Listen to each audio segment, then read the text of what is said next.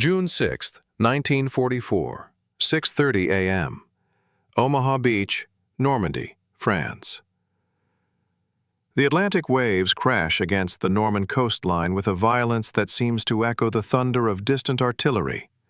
Salt spray mingles with the acrid smoke of naval bombardment as the gray dawn reveals a beach that has been transformed into a fortress of death.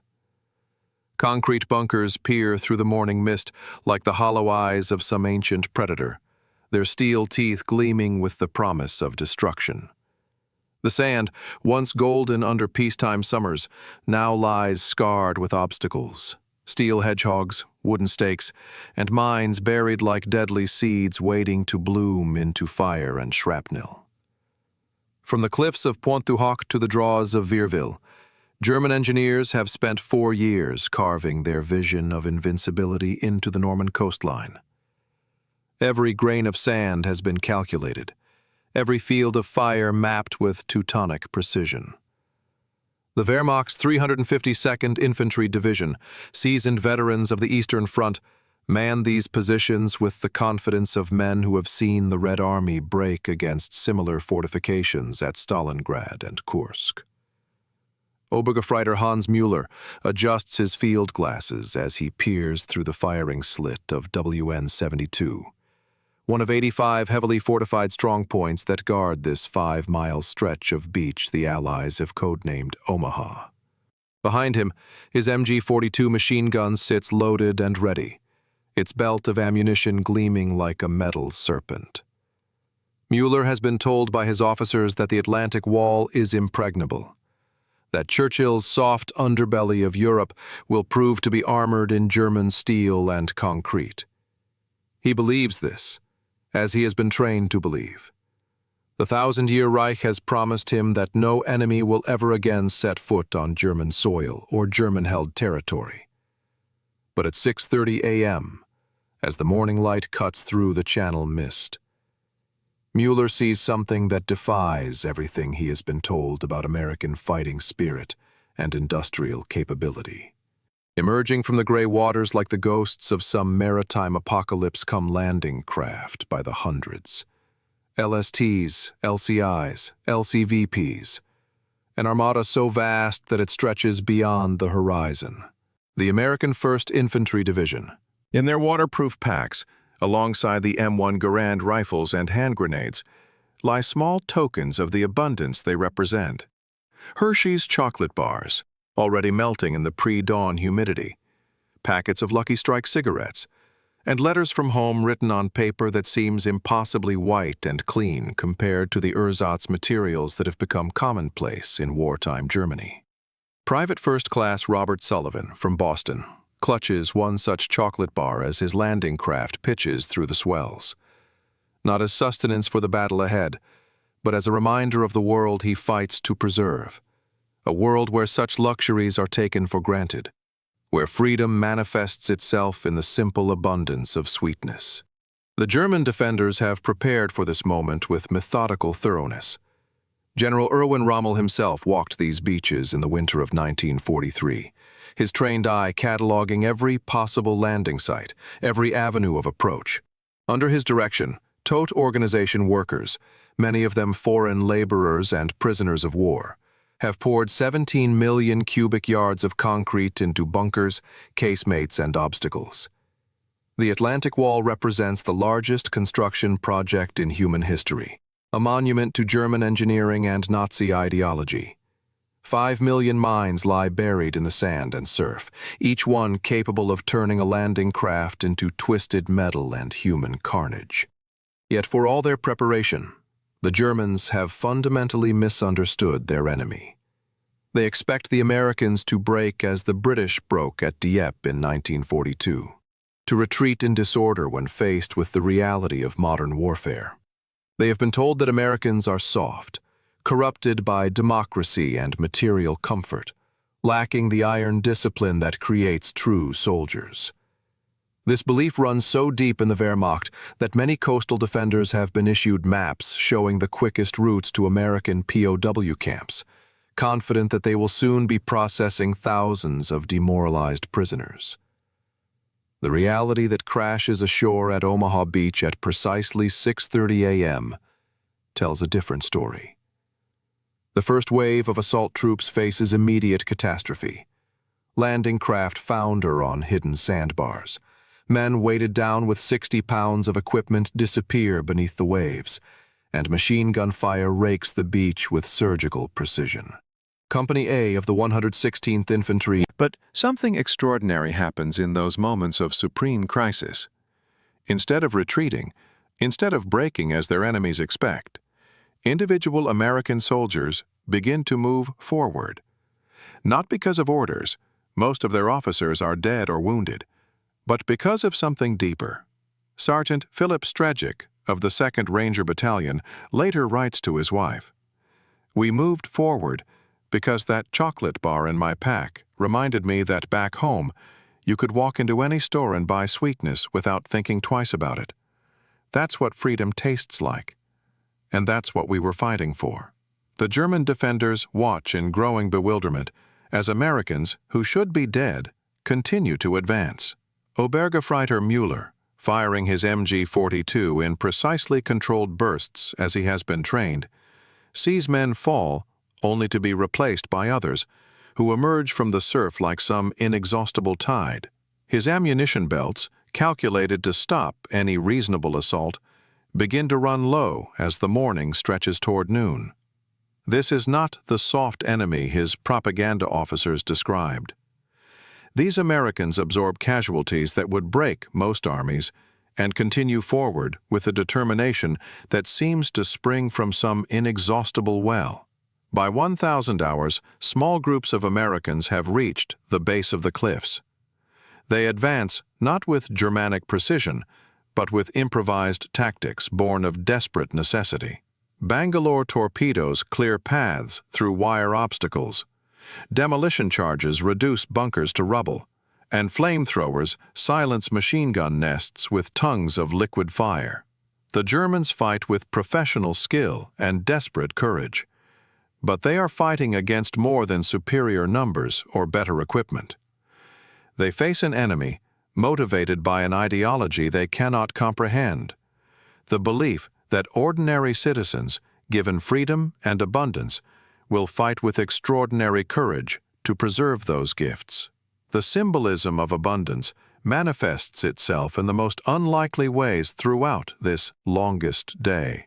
As American medics tend to wounded Germans captured from the bunkers, they share their medical supplies with the same generosity they show their own wounded.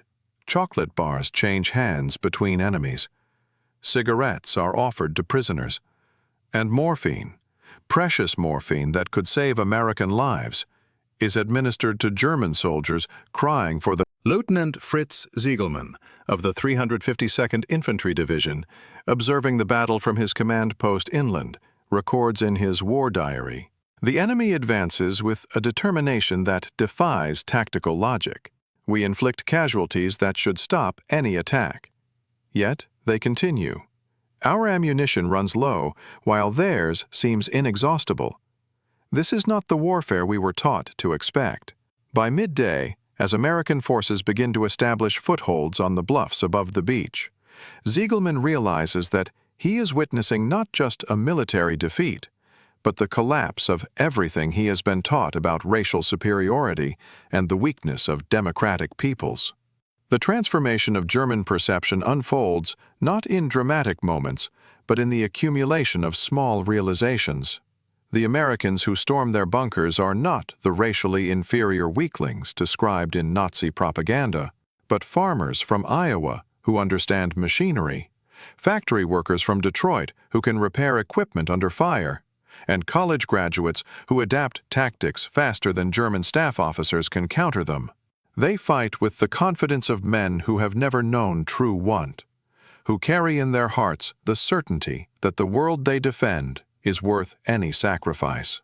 As afternoon shadows lengthen across Omaha Beach, the tide of battle turns irreversibly. American artillery, directed by forward observers who have climbed the cliffs under fire, begins to systematically reduce the German strongpoints. naval gunfire from destroyers that have closed to within 1,000 yards of shore pounds the remaining bunkers into silence. But the most devastating weapon in the American arsenal proves to be their logistics, an endless stream of supplies, ammunition, and reinforcements that flows across the beach with mechanical precision.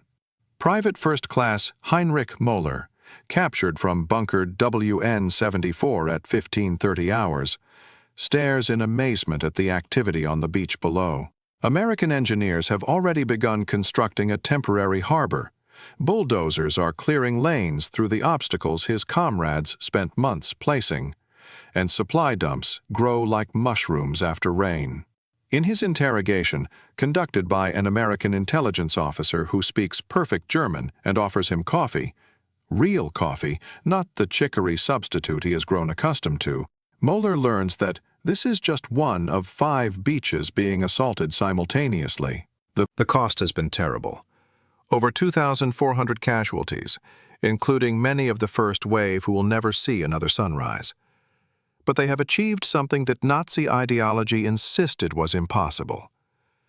Ordinary citizens of a democracy have overcome professional soldiers fighting from prepared positions through sheer determination and the strength that comes from defending a way of life built on freedom and abundance. The chocolate bars that began the day as symbols of American abundance have taken on deeper meaning. Shared between medics and wounded, between captors and prisoners, between soldiers who hours before were trying to kill each other. They represent something that transcends military victory. They embody the radical proposition that abundance shared creates strength, while abundance hoarded breeds weakness.